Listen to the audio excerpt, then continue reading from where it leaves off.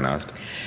Thank you, Mr. Speaker. I appreciate so much my colleague from Vermont being concerned about the time that mountain women have for looking at their beans. But I want to tell you, we have been eating genetically modified food since the beginning of time, Mr. Speaker. All of us have. Anybody who raises a garden knows that you collect your good seeds and you try to use them over and over and over again because you've got a good product. People have been modifying food genetically from the beginning of time.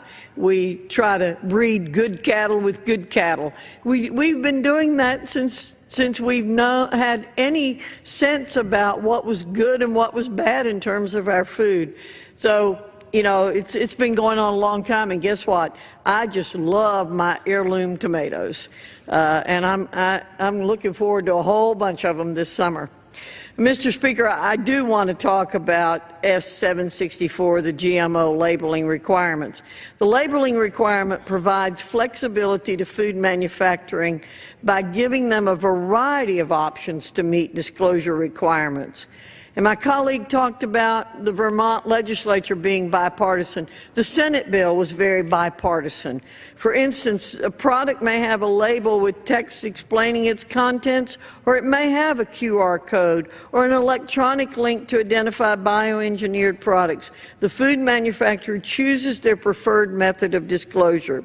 To ensure ease of use, S764 requires the U.S. Department of Agriculture to conduct a study to identify potential roadblocks consumers may encounter when trying to access the disclosure information.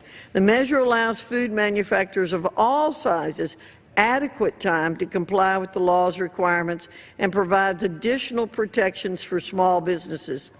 This bill represents a bipartisan compromise on this issue, and I commend this rule and the underlying bill to my colleagues, and I reserve the balance of my time. Gentlelady reserves. The gentleman from Massachusetts recognized. Mr. Speaker, I just point out to the gentlelady that 88% of consumers said they would prefer on-package labeling for genetically engineered food rather than some QR code.